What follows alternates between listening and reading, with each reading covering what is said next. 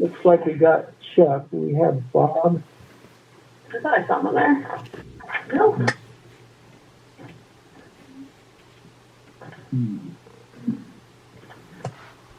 Bob, are you here?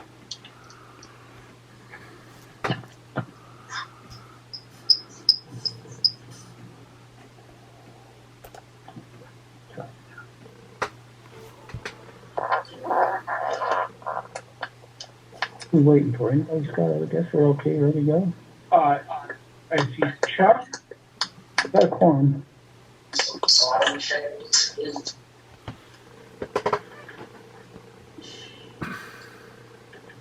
need everyone to mute themselves. Okay. Meeting will come to order of the Mojave Air and Spaceport Board of Directors. This is a regular meeting, May 4th, 2021. On the agenda, meeting call to order. Let's do roll call real quick, and then I got a change to the agenda we're going to have to do. Director Deaver? Here. Director Coleman? Here. Director Barney? Here.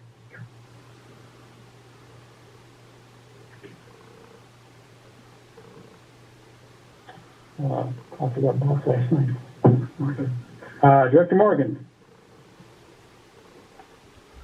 And Director Balentine here. Okay, Director Balentine, we have a couple of people who are not muted. Can we have everyone who is on the call mute themselves unless they're saying something? okay, did everyone hear that? Anybody that's on the call, could you please mute yourself other than the directors?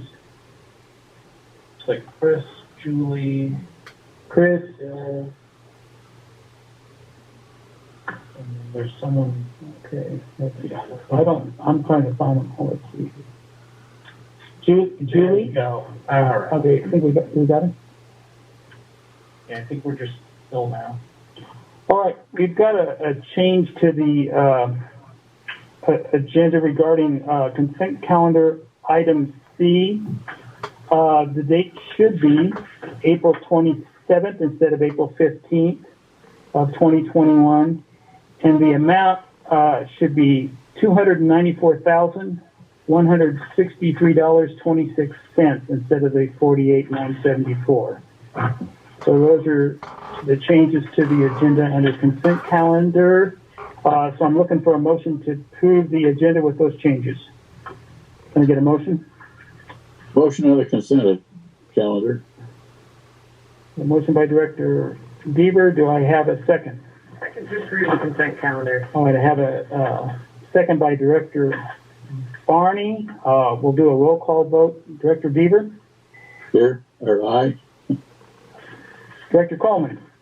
Aye. Director Barney? Aye. Director Morgan is not present. Director Balentine? Aye. All right, agenda has been approved with the changes.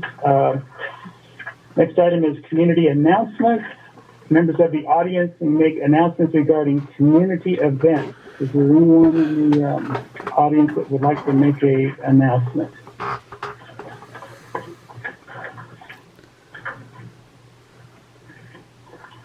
All right, none being. Next item is consent calendar, items A, B, and C. Can I get a motion to approve? Motion to approve the AV. They have a motion by Director Barney, a second by Director Deaver. Roll call vote. Director Deaver? Here. Excuse me, aye. I know. Director Coleman? Aye. Director Barney? Aye. And Director Balentine? Aye. All right. Consent agenda has been approved. Next items, action items, item A. Scott, is that going to be you? Sure, I'll take this if everyone can hear me okay. Director Deaver, can you hear me? Yes. Okay, thank you. So now is the time and place for the continued public hearing on the resolution of necessity to acquire certain property, in particular Hangar 927. This came up at the last meeting. We had comments by Kevin Brogan, counsel for Scaled Composites, and Jason Kelly, CEO for Scaled Composites. They asked that the action on the resolution be continued while the parties had discussions and some documents were produced to Mr. Brogan and Mr. Kelly. So I guess at this time we will open it up for any further public comments on the resolution of necessity. I don't know, Mr. Brogan, if you have anything that you would like to say. I do, but Mr. Kelly will go first with the board's permission. Yeah, of course. Mr. Kelly, if you'd like to go ahead. Thank you. Jason Kelly, Vice President of Manufacturing Support with Scaled Composites. I would like to say good afternoon to the Mojave Air and Spaceport Board and airport staff, and thank you for the opportunity to speak on behalf of Scaled Composites about the resolution of necessity for Hangar 927. If in case my voice goes out, I apologize. I'm dealing with seasonal allergies right now, but just kind of bear with me. Scaled Composites would like to thank the Mojave Air and Spaceport Board and CEO Todd Lindner for our productive discussions since the last board meeting, for sharing the FAA grant application as requested and supporting documents for the Taxiway C rehabilitation project. We now understand the FAA is requiring the Scaled Composites hangar and the remaining row of airport-owned T hangars be removed to achieve compliance with FAA stated distances for Class 3 runway and taxiway object-free area requirements. We further understand from a recent discussion with Mojave Air and Spaceport that runway 826 weight limitations as published with the FAA differs from the Mojave Air and Spaceport airport layout plan and is actually a higher weight limit for the 7,050 foot long by 100 foot wide runway and is classified as a Class 3 and not a Class 2. We would also like to thank Mojave Air and Spaceport for their willingness to work with Scaled Composites to find a fair resolution, including replacement of its flight test asset, Hangar 927. As Scaled Composites and the Mojave Airport staff work together to find a feasible resolution addressing areas such as timing of demolition, replacement of Hangar 927, and fair compensation, we request the resolution of necessity hearing be postponed so that the parties can continue to work together on a mutually accepted resolution prior to starting the formal eminent domain process. So I'd like to thank you guys for your consideration and everybody in attendance. And now I believe Kevin Brogan, Condemnation Counsel for Scaled Composites, I believe he has a few words he'd like to say. I do. Thank you, Jason. Members of the board of directors, it's our request that the board continue the hearing on the proposed adoption of the resolution of necessity to condemn Hangar 927, to allow the parties to attempt to resolve this without the formal eminent domain process. We believe the principals have made good progress in that regard. I reiterate what I said at the last meeting. To the extent that the airport has an urgent need for possession of the hangar, Scaled Composites is willing to work with the board to accommodate those needs. And if the parties are unable to resolve their differences through the formal process, we'll try and hopefully be able to do this without getting into that process. We would note, however, that Scaled Composites must be treated fairly, as this is a fundamental premise of the eminent domain law, under which private property can be taken by a public agency. So with that, I'd like to thank you for the opportunity to speak on this matter, and again, request that the hearing on this be continued so that the parties can try to work together through principle to principle rather than through the lawyers and the courts. Thank you. Thank you, Mr. Kelly and Mr. Brogan. Mr. Brogan, is there anyone else from Scaled who would like to be heard on this matter? No, thank you, Mr. Nave. Thank you. Is there anyone from the public who would like to be heard on this matter? Are there any directors who would like to be heard on this matter? I just want to say I have no interest in postponing this as far as it goes. I think we need to continue on the path forward. We'll have an opportunity if something changes to not take action. Yeah, so, all right, are there any other directors who have any comments on the subject? I have a question. Yes. What is the timeline between adopting the resolution and the soonest the hangar can be torn down? I'm wondering how quickly we need to move here versus how much leeway we have to delay. Sure. We will continue to work with Scaled, and we greatly appreciate the conversations that have happened in the last 2 weeks, and we've made a lot of progress. So that's all great, and we appreciate Mr. Brogan's efforts and Mr. Kelly's efforts. If and I'm not saying this has happened or will happen, but if talks would break down and the parties could not reach a mutual agreement regarding the hangar, then the district would file an eminent domain complaint in court, and then we would file a motion with the court seeking possession of the hangar. And that is a 30-day notice of hearing. If I understand correctly, Mr. Brogan and Mr. Gosling, 30 days on the motion for immediate possession? Yes, statutory procedure is well laid out in the code. Yeah, so that pushes, so if we wait until the second meeting, we're at May 6th today, so if we wait, so that pushes us into the middle of June before we would have the hearing, and then however long it would take to tear the hangar down. So we're butting up against our August deadline, which is the concern I think that Mr. Balentine has expressed and that I share. I'm very hopeful that Scaled in the airport will reach an agreement on this, and perhaps even within the next few days or week. I know that Mr. Linder's working on it with Mr. Kelly, and so I'm optimistic that a solution will be reached. But my concern about putting it off is that it does bump us up against our timeline. And so my recommendation to the board would be to proceed with the resolution, but direct counsel not to file the complaint right away. And that we would give Mr. Brogan and Mr. Kelly notice if we believe it becomes time to file the complaint. So that's my recommendation to the board. I'm not trying to be contrary to Mr. Brogan. I think that we've made a lot of progress in the last 2 weeks, but I don't want to have to call a special meeting for it, and with the 2-week intervals, we start to push out. So that was a long answer to your question. I hope I answered it. 30 days.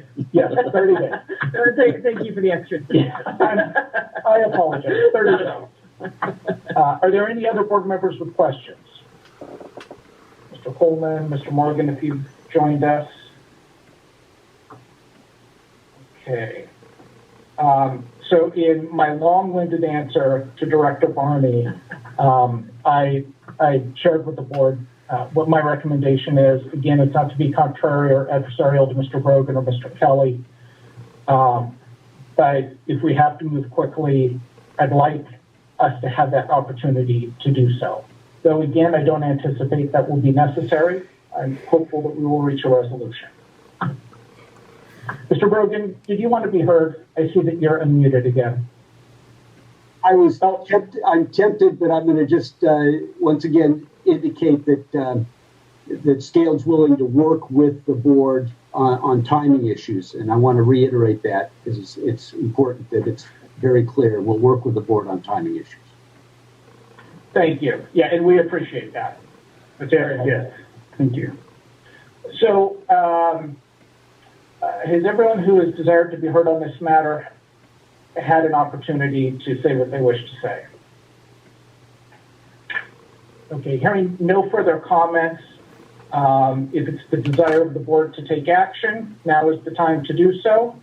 It is within the discretion of the board. I've given you my recommendation, but the decision is up to you. Do we need to take a vote? Wasn't this the action at last board meeting was to proceed? So at the last board meeting, we did not take action. Okay. We continued the hearing to today so that the parties could have an opportunity to try and work out their differences and answer some questions that were out there.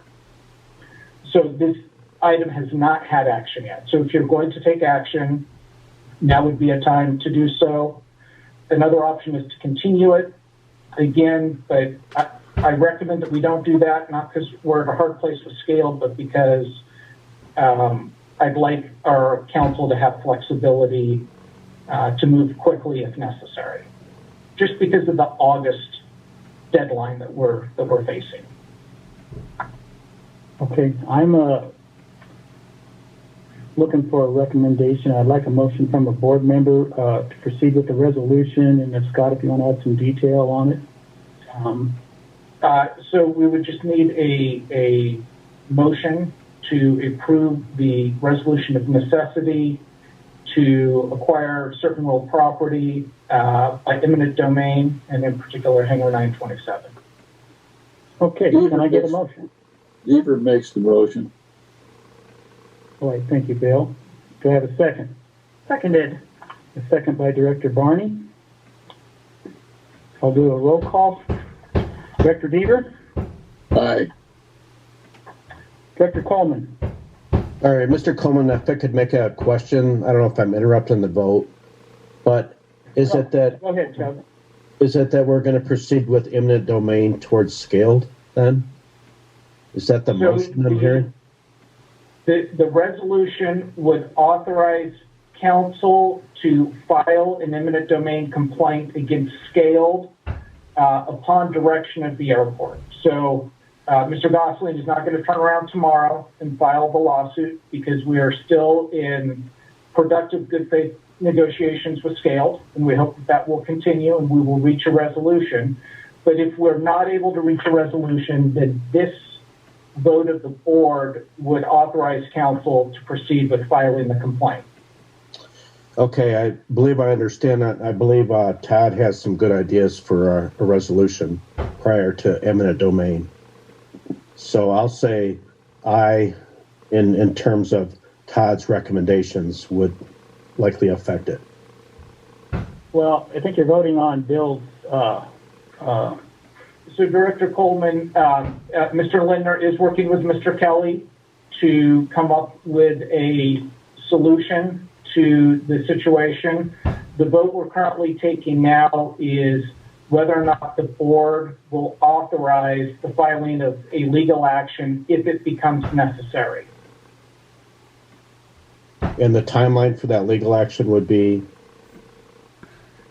Well, I think as long as we are having the good faith productive negotiations with Scaled, I think it would be Mr. Lindner's recommendation or direction to council to not file. But if we start to bump up against the deadline for filing the complaint, the motion for possession, and the end of the project, then we would probably proceed with, we would look for Mr. Lindner's direction to proceed with the complaint. So that's roughly the timeline. We would look, if we had to file, it would probably be in 3 weeks or so, 2 or 3 weeks. Okay. Based on that, I'm going to vote nay because I think a resolution. Okay, I have it.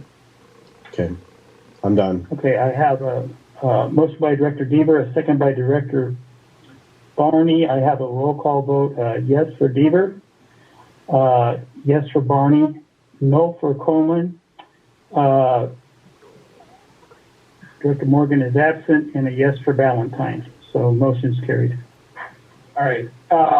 So Mr. Lindner will be in communications with Mr. Kelly, and Mr.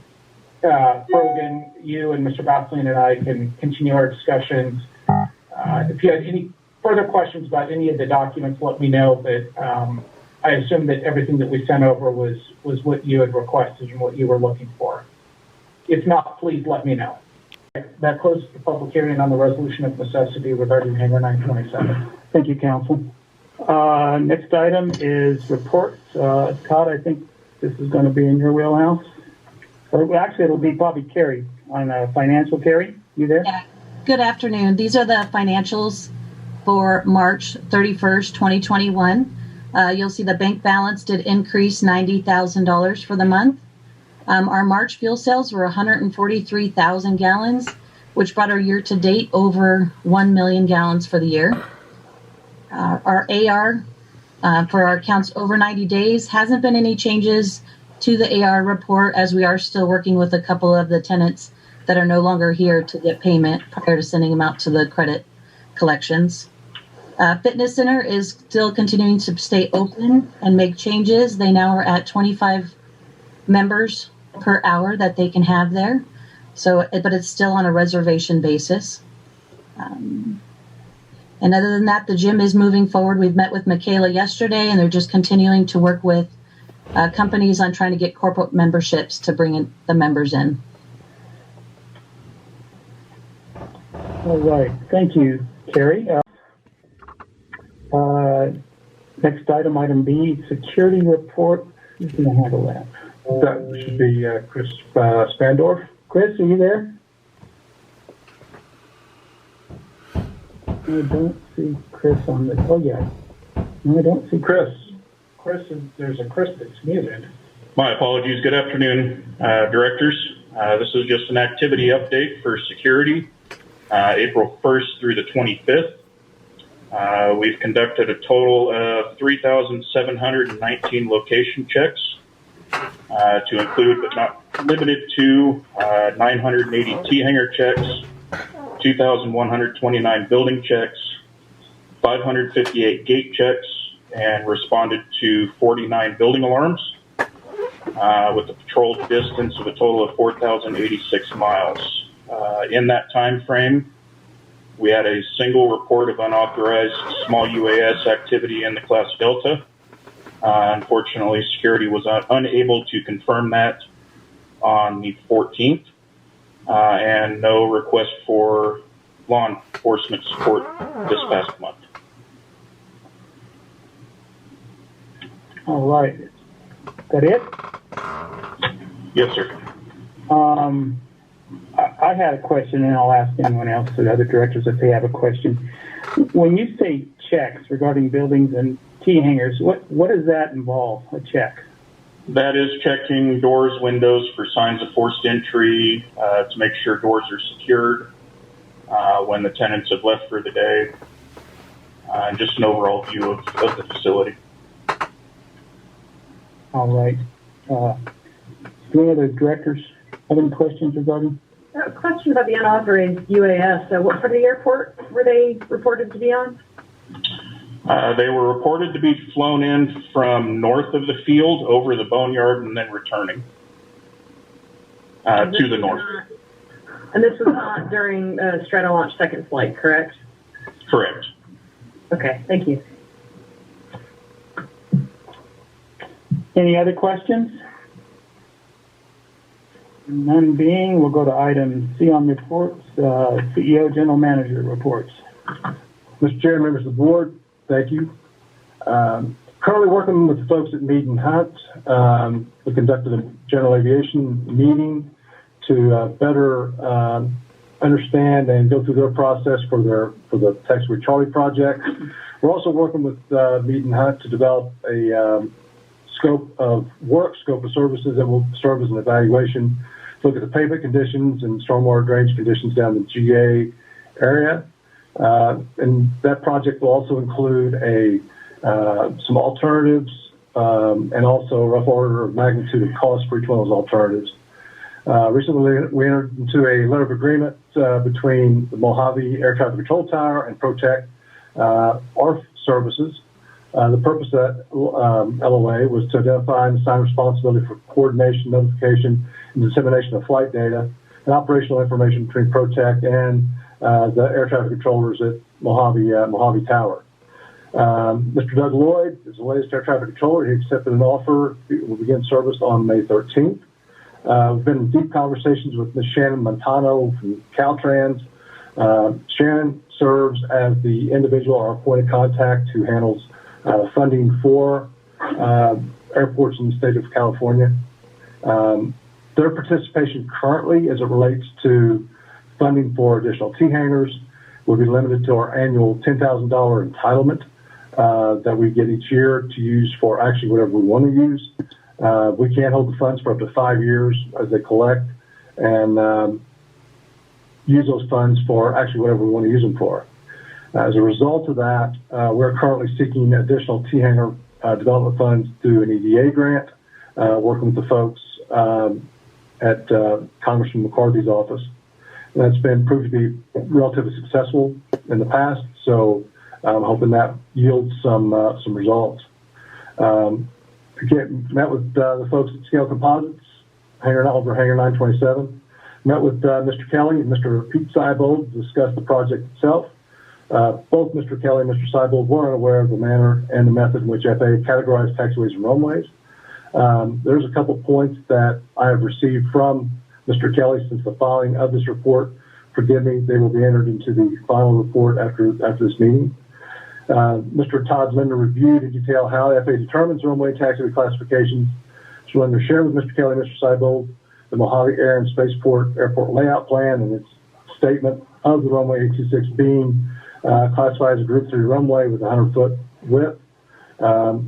Also stated that FAA requires the roll of T-hangars to be removed before the end of the Taxiway C rehabilitation project as a condition of Mojave to receive the FAA funding for the project itself.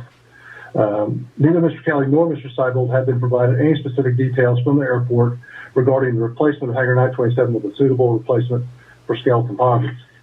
Mr. Kelly and Mr. Seibold both indicated the desire of Scaled Composites was not to be a problem for the airport, but consideration for the company's asset was essential, considering the use of Hangar 927 relative to Scaled Composites' business model. Alternatives discussed included the relocation of the existing Hangar 927 to an appropriate location. This alternative would primarily be conducted at the cost of Mojave Air and Spaceport. The costs associated with relocating the hangar combined with the possible damage to the structure are factors which potentially could result in this alternative not being economically viable or feasible. Scaled Composites and Mojave Air and Spaceport have discussed this scenario in the past, but Scaled Composites has not been presented with any cost information, and they agree that it may not be a cost-effective solution. We agreed to work toward accepting a similarly sized hangar, which currently exists, but under ownership of a different party. The time required to complete this transaction involving the release of vacating of the hangar and relocation of Scaled may not be operationally viable. This may still be a viable option. There are details with the solution that can be worked to determine if this will be an acceptable solution. Replacement of the hangar and location has not to interfere with the taxiway free area. This alternative, both parties agreed that the replacement of the hangar is a viable option. Both parties discussed advantages and disadvantages of one party or organization constructing the facility versus the other. Regarding any level of cost sharing, Scaled Composites would need to see very specific details on cost sharing to actually evaluate that offer. These terms and rates were not discussed, but will need to be discussed to fully evaluate the airport's offer. Currently, removal of Hangar 927 can be pushed to the August 2021 timeframe. It will be most difficult, if not impossible, to have a replacement facility constructed before August 2021. The meeting concluded with all parties agreeing that there are potential alternatives to addressing the issue, and a plan could be in place prior to August 2021 removal of 927. Both parties agreed considering the potentiality of selection of a plan forward and viable alternative, and it is recommended that the eminent domain be postponed until negotiations reach an impasse and cannot be overcome. Mr. Kelly and Mr. Seibold further agreed and recommended the Mojave Air and Spaceport Board should postpone until a later date the hearing on the proposed adoption of a resolution on necessity to condemn Hangar 927 to allow the parties to attempt to resolve without starting the formal eminent domain process. Hazardous communications, working with the folks in security, Chris Spandorf. We have something called the Red Book that provides us with the manner in which we react and execute our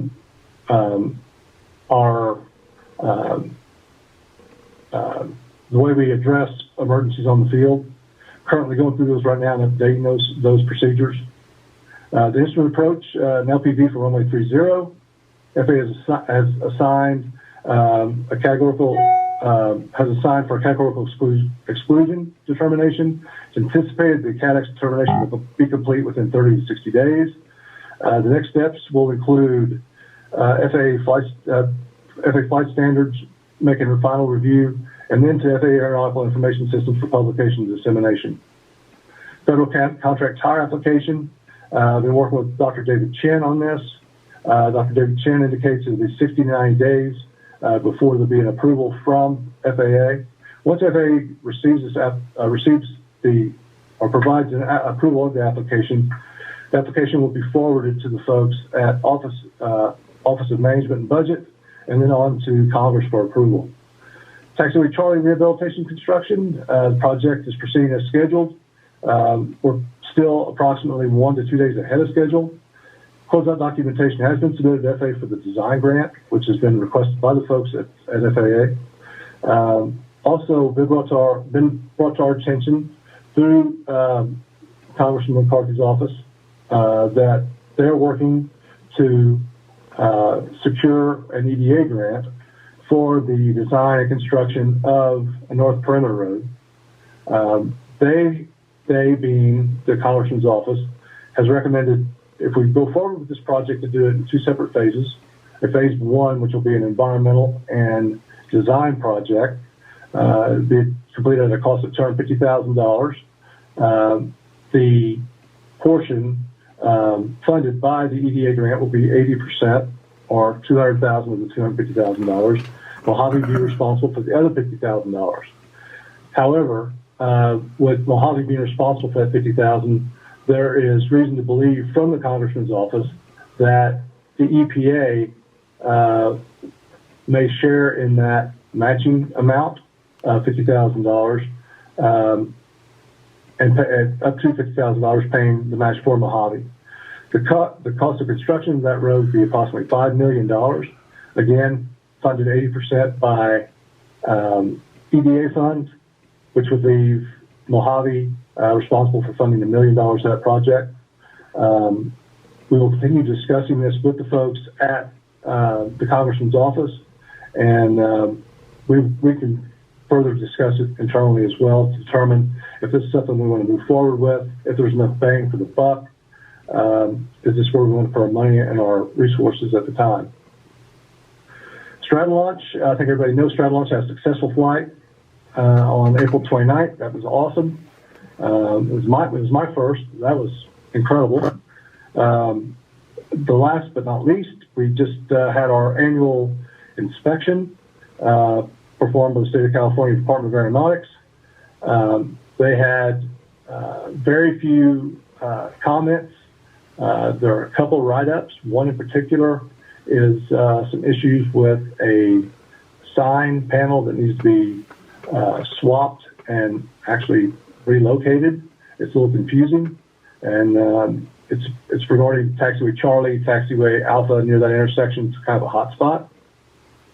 Needs to be addressed. And they also wrote us up for the T hangars being in an object-free area. That concludes my report. I'll be glad to try to answer any questions. Thank you, Todd. Anyone out there, directors or community, have any questions regarding Mr. Linder's report? And being next item is item D, board committees. We have no standing committees. Item E, board of director. This portion of the meeting is reserved for board members to comment on items not on the agenda. Are there any board members who would like to make any comments? Chuck? Bill? Nope. All right. Was that a note from you, Chuck? No, I don't need to make any right now. All right, thank you. All right. Next item, public comments on items not on the agenda. Members of the public may make comments to the board on items not on the agenda. Is there anyone from the public that would make any comments to the board?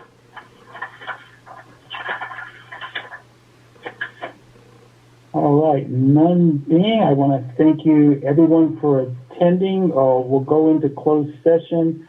George Balentine, can we announce that item 7B will not be discussed today? All right, council has informed me that in closed session, item 7B will not be discussed today. Thank you, Scott. So at this time, we'll go into closed session. I believe members or public out there that want to hang around, Jason will put you into the waiting room. When we come out of closed session, council will do a report out. And then after that, we will have ethics training. Anyone wants to remain around for ethics training. Thank you very much. We're in closed session. All right. So what do I do? Just close out here?